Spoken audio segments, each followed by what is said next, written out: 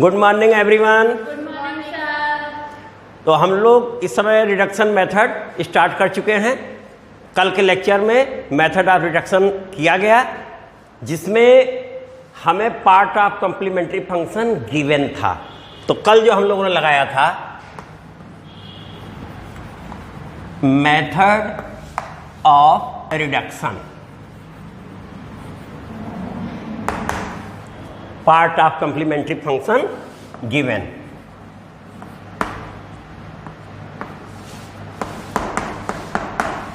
Given y equal to u for differential equation. और differential equation कौन सा बेटा? Second order linear differential equation.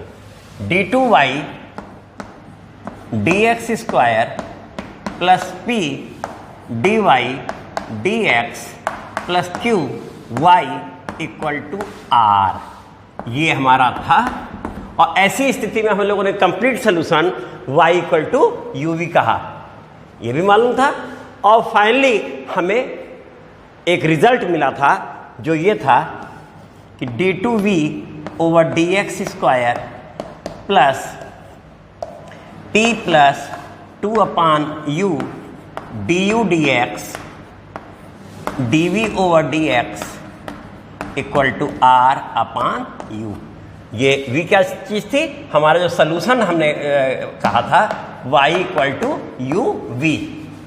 और y equal to u v solution में इसे डिफ्रेंशिएट किया, फिर डिफ्रेंशिएट किया, वो वैल्यू ले जाके इस डिफरेंशियल इक्वेशन रखी। रखने के बाद फाइनली हमें ये रिजल्ट मिल गया। ये मेथड ऑफ रिडक्शन था। अब इस समय हमारे पास कंप्लीमेंट्री फंक्शन पहले से है। अब होगा क्या कि ये गिवन नहीं होगा। तो ये कैसे जाना जाएगा कि क्वेश्चन हमें किस मेथड से करना है? तो ये तुम जानते हो कि हमारे कोर्स में second order linear differential equation है, जिसे लगाने के मेथड हमने लिए। सबसे पहला मेथड लिया, टाइप था जो d2y dx square equal to f x, जो कि ये नहीं है। d2y dx बाकी सब जीरो हो गया, इक्वल टू ये फंक्शन ऑफ x हो गया। दूसरा था d2y dx square equal to function of y, वो भी सॉल्व कर लिया था 2dy dx से दोनों साइड प्रोडक्ट करके।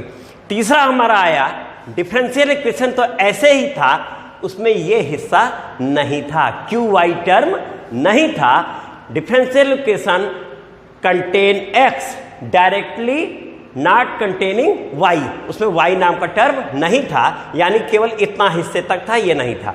उसे भी हम लोगों ने dy dx को p कहते हुए और d2y dx स्क्वायर को dp dx कहते हुए सॉल्व किया, तो कभी लीनियर बन गया, कभी वेरिएबल सेपरेबल बन गया, और वो सॉल्व हो गया था। फिर चौथे में आए, और उस मेथड का नाम था तीसरे और चौथे वाले का चेंज ऑफ डिपेंडेंट वेरिएबल, जिसमें अब चौथा था, जिसमें हमारा डिफरेंशियल इक्वेशन इसी टाइप में था, लेकिन उसमें x नहीं था। वेरिएबल सेपरेबल मेथड पर वो नहीं, वेरिएबल कोफिशिएंट तो थे। Linear differential equation with variable coefficient तो था, लेकिन कोफिशिएंट में वो x टर्म नहीं थे, y के थे, यानी डायरेक्टली नॉट कंटेनिंग x। और ऐसी स्थिति में हमारा डिफरेंशियल इक्वेशन इसी प्रकार के था। यहाँ हो सकता है कांस्टेंट हो जाए, यहाँ भी फंक्शन ऑफ y था। तो उसे सॉल्व करने के लिए हम लोगों ने dy dx को हमने p रखा था, और d2y dx स्क्वायर को p d2y dx को हम लोगों ने रखा था p dp dy, वो बन गया था d2y dx स्क्वायर बन गया था dp dx, और dp dx को हमने किया dp dy dx, तो p तो p dp dy बन गया था। और फिर हम लोगों ने सॉल्व कर लिया था, उसमें भी कभी लीनियर कभी वेरिएबल सेपरेबल बन गया था। तो ये रहे, तो उनकी भी अपनी एक पहचान थी। अब हमारा डिफरेंशियल इक्वेशन आया, linear differential equation with variable coefficient है, और हमें कंप्लीमेंट्री फंक्शन का पार्ट गिवन है, तो हमने ये मेथड ले लिया। इसके बाद आगे चले, गिवन नहीं है लेकिन हम उसे निकाल सकते हैं, तो उसके लिए कुछ प्रोसीजर है। तो आज उसी पे हम डिस्कस करेंगे। मेथड फॉर फाइंडिंग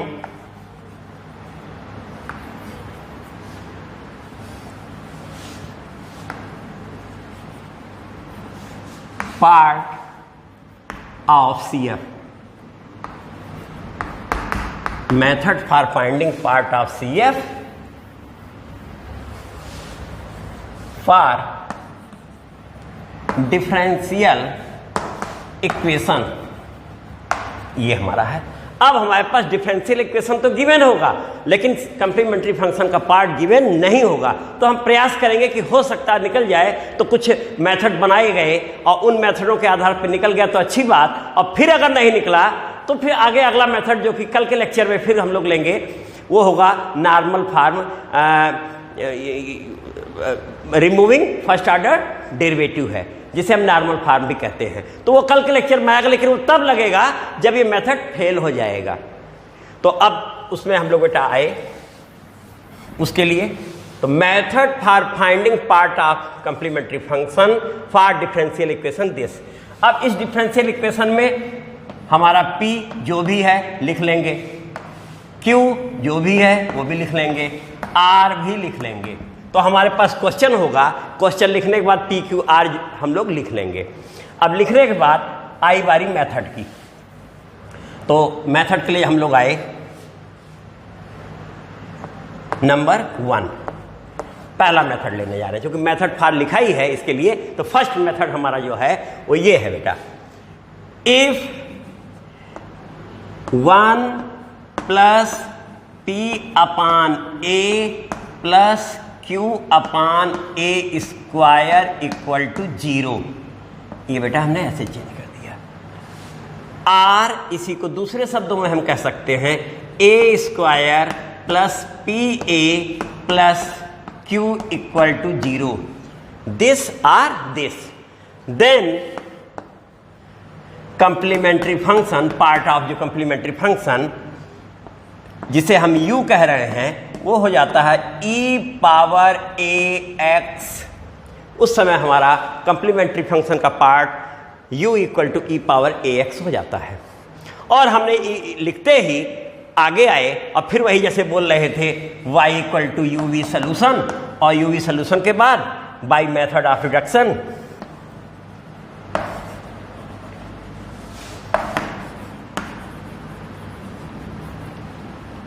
ये रखा और सारी वैल्यूज फीड की। हमारा इक्वेशन हो सकता है लीनियर बन जाए, वेरिएबल सेपरेबल बन जाए, सॉल्व कर लेंगे। दोबारा सॉल्व करने में हमें डी वी डी एक्स की वैल्यू आएगी, और डी वी डी एक्स को फर्दर फिर हम लोग इंटीग्रेट करेंगे तो फाइनली बी आ जाएगा, और रखते ही हमारा कंप्लीट सोल्यूशन हो जाएगा। तो ये रहा। अब इसी मेथड में कई मेथड बनाए गए जिसे वो अलग अलग बोल रहे हैं, लेकिन वास्तव में मेन मेथड ये है, इसी से वो टुकड़े निकले हुए हैं। तब इसी में बेटा अगला टुकड़ा देखो, नंबर 1 बोलते हैं इफ a इक्वल टू 1। अगर इसमें a1 होता, that is 1 plus p plus q equal to 0। अगर इसमें हम a को 1 बोल लें तो 1 plus p plus q equal to 0, then part of complementary function जिसे हम u कह रहे हैं वो e पावर x हो जाएगा। a के प्लेस पे 1 है तो कितना हो जाएगा बेटा, e पावर x।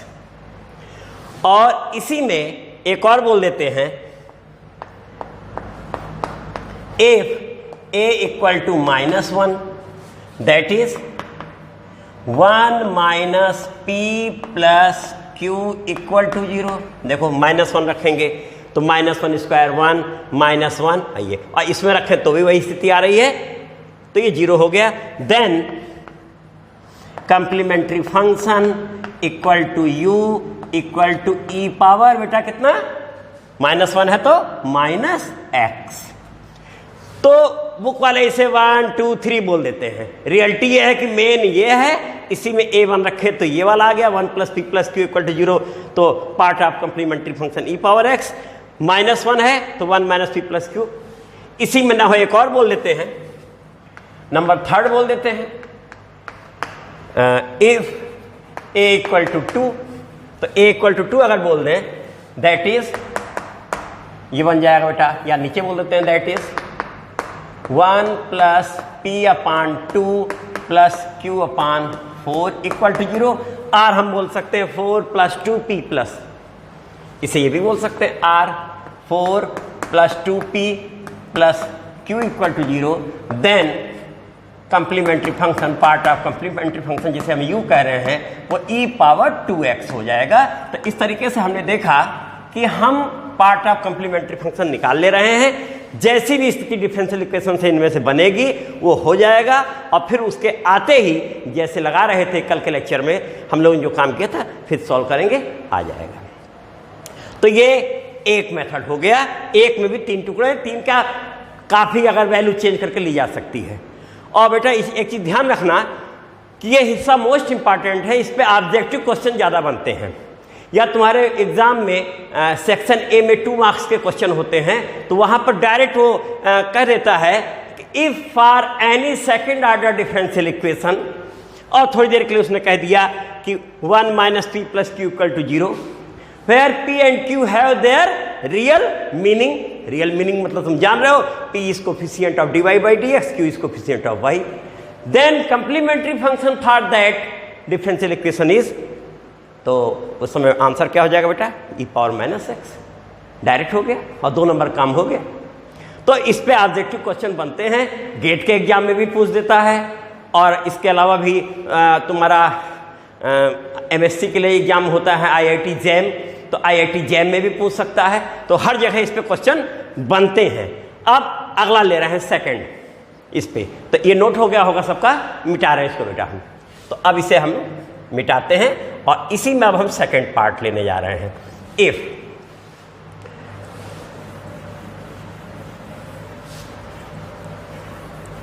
अब की बार बेटा है if m into m minus 1 plus p into m into x plus q x square equal to 0। बेटा ये देखो ये है if m into m minus 1 plus p into m x plus p x square equal to 0, then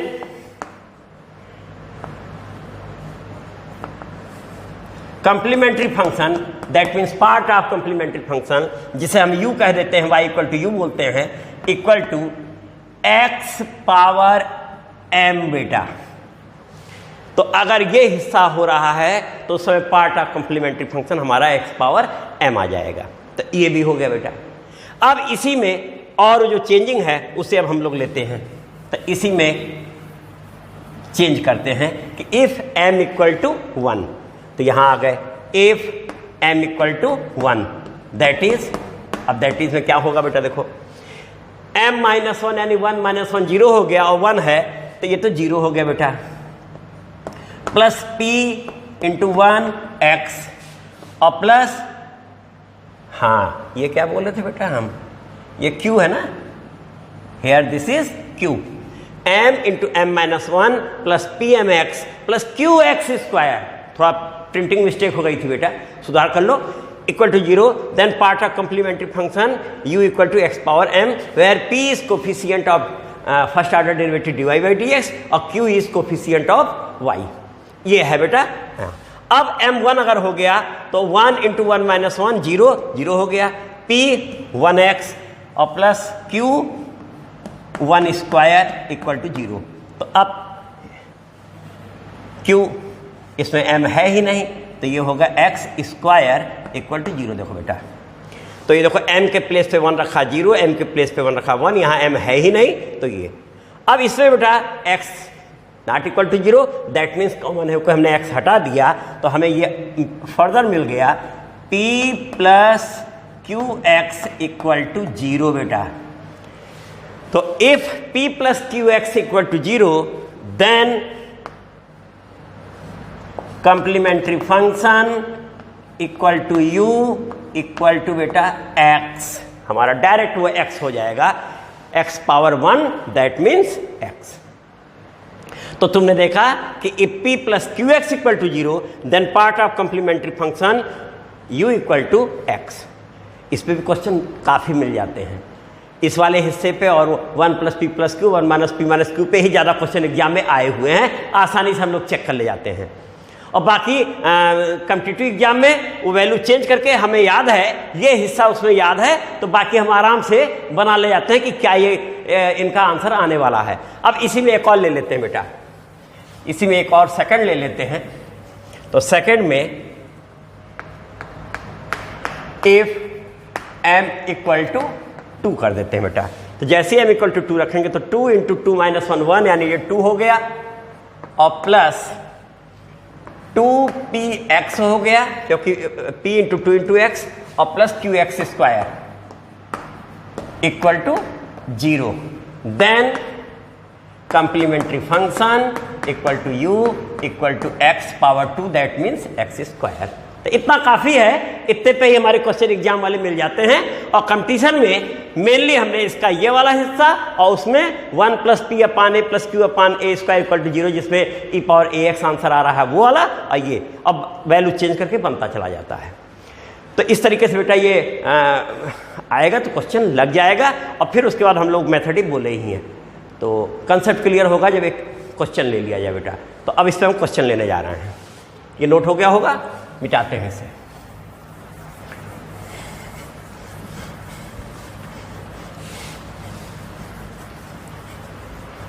तो first example हमारा है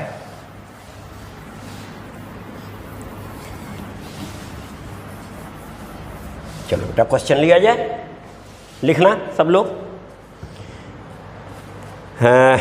x square d2y by D x square, x square d2y by D x square plus 2x 1 plus 1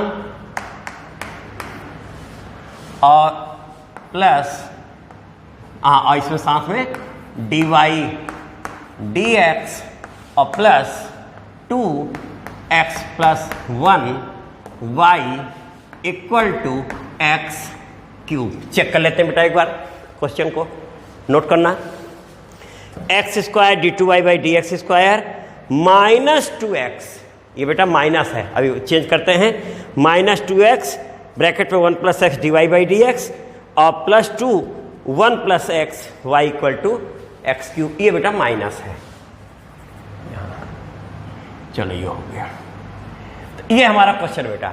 अब इस समय ये question हमारा differential equation of second order तो है, लेकिन अभी linear differential equation of second order नहीं है, क्योंकि उसमें स्टैंडर्ड फॉर्म में d2y by D x square का कोफिशिएंट यूनिट होता है। तो सबसे पहले हम इसे करते क्या है बेटा, एक्स स्क्वायर से डिवाइड कर देते हैं। तो dividing this difference both side of this differential equation by x square.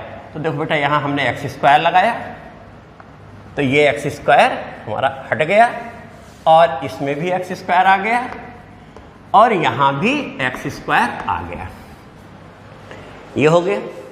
फिर इसके बाद एक x कैंसिल आउट हो गया, तो हमने एक x कैंसिल कर दिया, ये मिल गया 2x प्लस 1 अपान एक्स और ये 2x plus 1 upon x square और ये x क्यूब है, तो स्क्वायर कैंसिल होकर केवल यहाँ बचेगा हमारे पास x बचेगा। तो ये हमारा डिफरेंशियल इक्वेशन अब चेंज होके ये बन गया नंबर 1। यहाँ कर देते हैं r, जो गिवन था डिवाइड करने के बाद ये बन गया बेटा। तो now this differential equation is linear differential equation of second order with variable coefficient। हो गया, पहचान हो गई। अब इसके बाद पार्ट ऑफ कॉम्प्लीमेंट्री फंक्शन हमें गिवन नहीं है, तो उसमें पी क्यू आर बोलना पड़ेगा। तो इसको हम कंपेयर कर देते हैं, which is of type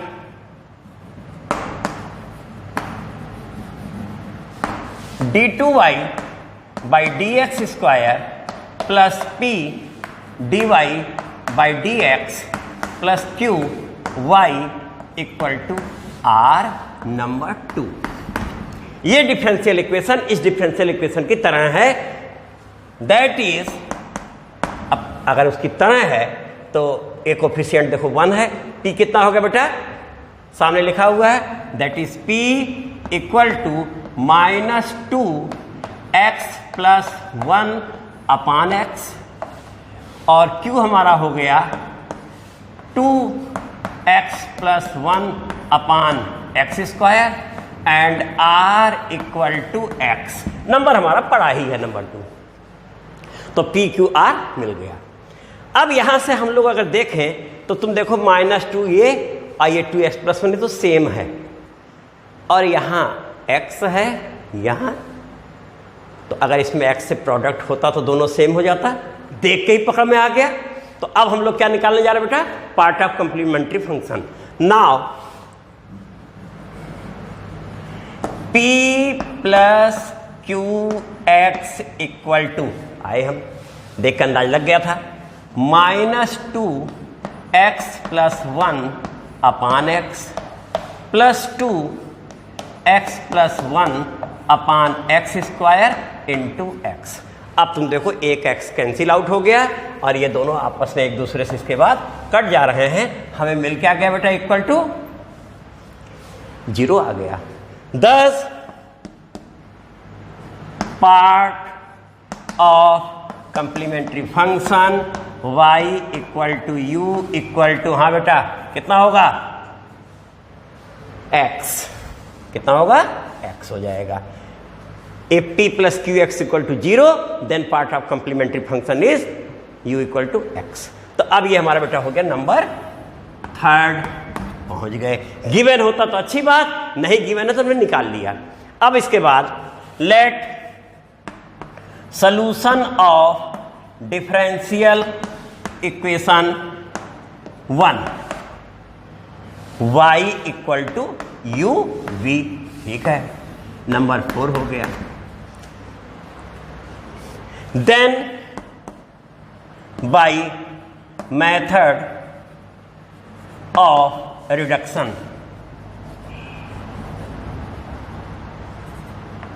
method of reduction क्या है कि y है, हम dy/dx कर लें, फिर d2y/dx² कर लें, और ये वैल्यू ले जा करके इस डिफरेंशियल इक्वेशन में रख दें। रखने के बाद जो रिजल्ट आएगा वही मेथड ऑफ रिडक्शन है। तो रिजल्ट क्या आया था उसे लिखने जा रहे हैं, d2v/dx² plus p + 2/u du/dx dv/dx equal to r/u।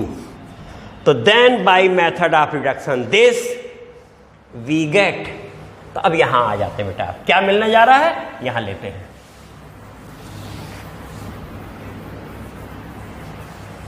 We get. अब क्या मिलने जा रहा है बेटा? d2v/dx² है सच, प्लस अब p बेटा, p मीन्स ये तुम्हारे सामने दिख रहा है, -2x + 1 अपान x, ये हो गया, प्लस 2/u, u नंबर 3 में देखो u इक्वल टू x है, और ये बेटा ddx of u that means x, u है देखो ये, और dv/dx equal to r, r हमारा कितना बेटा x है, और u/u, u भी हमारा x है, और ये कहाँ से रखा? फ्रॉम 3, u कितना था बेटा? x था। तो यहाँ तक हमारा काम हो गया बेटा, तो ये नोट हो गया होगा। अब इसके आगे चले बेटा, ये हिस्सा हटाया हमने, ये काम हो चुका है।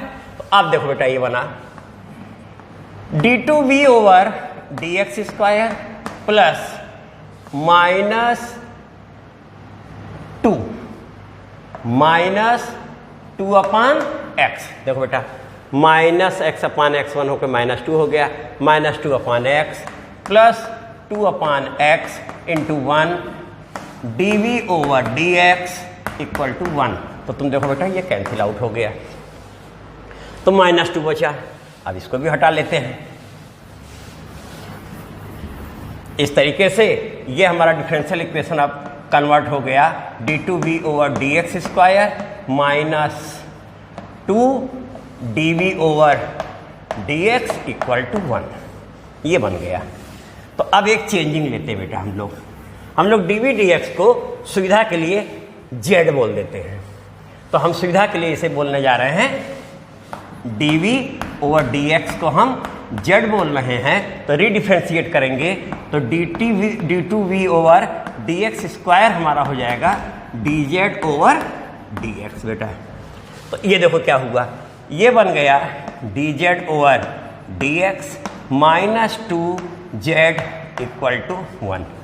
अब पहचानो बेटा, देखो ये लीनियर डिफरेंशियल इक्वेशन लग रहा है बिल्कुल, लेकिन लीनियर के अलावा भी है, ये उससे इजी है, वेरिएबल सेपरेबल भी हो रहा है, तो क्यों ना वेरिएबल सेपरेबल से लगाया जाए, जो आसान हो वही तो लिया जाएगा बेटा।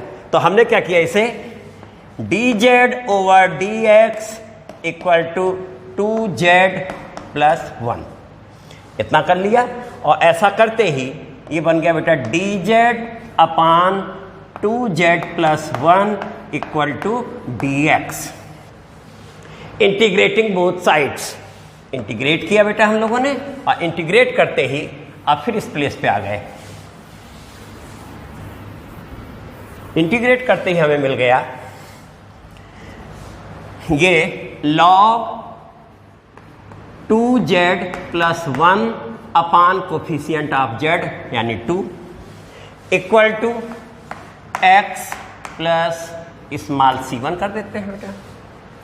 अब ये हो गया log 2z plus 1 equal to 2x plus 2c1 बोल देते हैं, यहां तक भी हो गया बेटा। आगे बढ़े तो 2z plus 1 equal to base E होता है बेटा, नेचुरल लॉग है, तो ये बन जाएगा e power 2x plus 2c1। फिर अगला स्टेप हम लोगों ने लिया, अगले स्टेप में आए तो ये बेटा देखो 2z इक्वल टू ये बेटा है e power 2c1 into e power 2x कर लेते हैं, और minus 1 x power a into x power b equal to x power a plus b, उस फार्मूले से ये हो गया अलग बेटा। और अब ये हमारा z जो था वो कितना था बेटा, dv ओवर dx था, और इसे लेके उस साइड में चले गए तो ये 1/2 e power 2c1 into e power 2x minus 1/2 बन गया बेटा। देखो यहां तक पहुंच गए, क्यों, क्योंकि हमारा z कितना था बेटा, dv ओवर dx था, सपोजिशन में हम लोगों ने किया था इतना। अब तुम देखो इसे एक हम न्यू कांस्टेंट बोल देते हैं, कैपिटल C1 बोल देते हैं। तो अब देखो यहां से dv इक्वल टू, इस हिस्से को तो हमने कैपिटल C1 कह दिया, e power 2x minus half, और ये dx फिर वेरिएबल सेपरेबल में है बेटा, देखो ये, और इंटीग्रेटिंग बोथ साइड, फिर यहां आ जाते हैं बेटा v equal to c1 e power 2x upon coefficient of x2 minus 1/2 dx means x, और प्लस न्यू कांस्टेंट c2 हो गया बेटा। तो इस तरीके से हमें ये आंसर कितना v का मिल गया। तो ये नंबर हमारा हो गया बेटा 5 हो गया, ठीक है बेटा, यहां तक पहुंच गए हम लोग।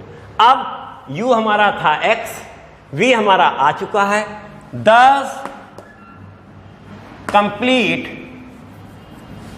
Solution of differential equation 1 y equal to uv, that is y equal to u means x और v means c1/2 e power 2x minus x/2 और प्लस c2। ये बेटा हमारा आंसर आ गया। देखते हैं बुक में क्या आंसर है बेटा, अब बुक में देखा जाए बेटा। हाँ, बुक में आंसर है बेटा मिलाना, y इक्वल टू x और ब्रैकेट के अंदर फिर है माइनस x/2, हाँ माइनस x/2 टर्म है हमारा, फिर है plus c1/2 e power 2x जो कि हमारा पहले है, c1/2 e पावर 2x और फिर प्लस c2, ये है सेम आंसर है बेटा। आंसर आ गया है, वो ऐसे लिखे हुए हैं, किताब वाले ऐसे लिखे हैं, देखो x लिखे हैं, माइनस x/2 लिखे हैं और plus c1/2 e power 2x plus c2 ऐसे लिख दिए। एक ही है। आंसर आ गया हमारा। तो ये क्वेश्चन हो गया। एक क्वेश्चन और ले लिया जाए जिससे कि क्लियर हो जाए कि कंप्लीमेंट्री फंक्शन का पार्ट कैसे निकाला जाता है। तो लो बेटा, क्वेश्चन को ना हो केवल कंप्लीमेंट्री फंक्शन निकाल के छोड़ देते हैं, उत्ते पे बाकी तरीका तुम्हें मालूम ही है, ऐसे किया जाएगा। तो लाओ एक आध में हम लोग कंप्लीमेंट्री फंक्शन का पार्ट चेक कर लेते हैं। तो लो बेटा, लिखो क्वेश्चन।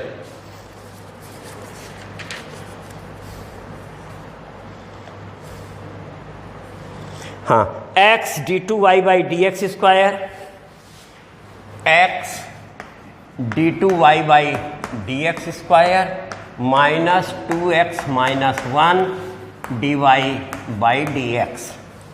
हाँ बेटा, फिर से देख लेते हैं।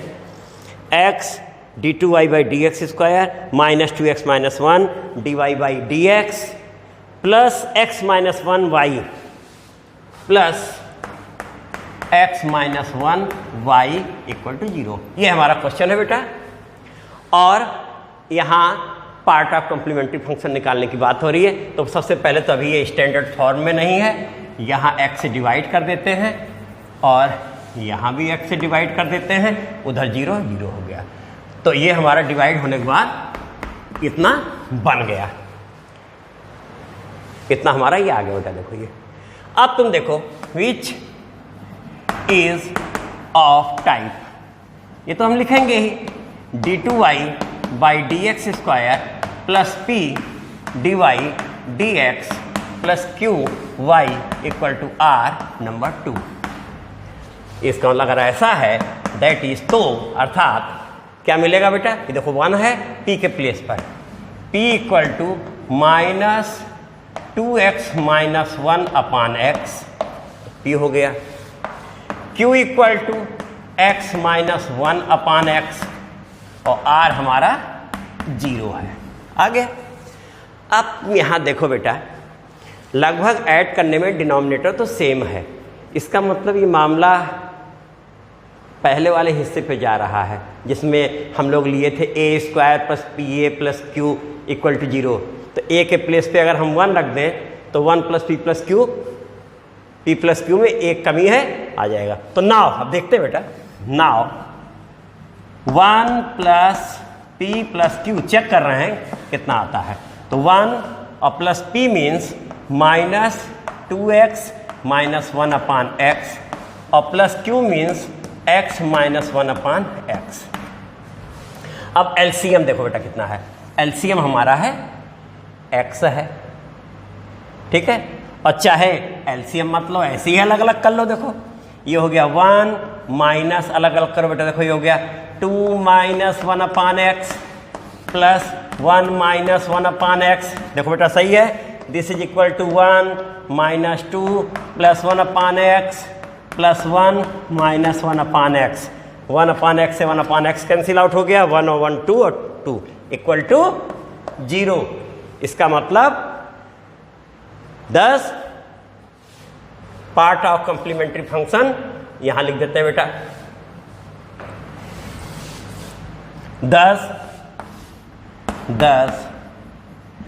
Part of complementary function y equal to u equal to बेटा e पावर x, क्योंकि तुम्हारा जो फार्मूला था, एक formula 1 plus p upon a plus q upon a square equal to 0, तो e पावर ax होता था।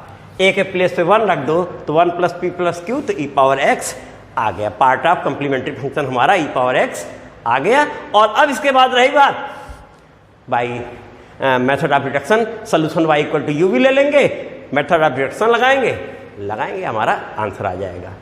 चाहो तो एक आध एग्जाम्पल और ले लेते हैं, और नहीं तो फिर तुम लोग लगाओ बेटा, इतना काफ़ी हो गया है। अब रिहर्सल करते जाओ, मेथड क्लियर रहना चाहिए, सारे मेथड क्लियर हैं, पूरा इजी है और 100% इस वाले से एग्जाम में क्वेश्चन आते हैं। तो रिहर्सल बेटा जारी रहे और रेगुलर क्लास पढ़ते रहो सब लोग। बिंदु बिंदु से सिंधु बना है, रोज थोड़ा थोड़ा हम पढ़ते जाएंगे, चीज़ें पूरी तैयार हो जाएंगी और भूलेंगी भी नहीं। तो बेटा स्वास्थ्य का ध्यान रखते हुए सब लोग मेहनत से लगे रहो। Thank you.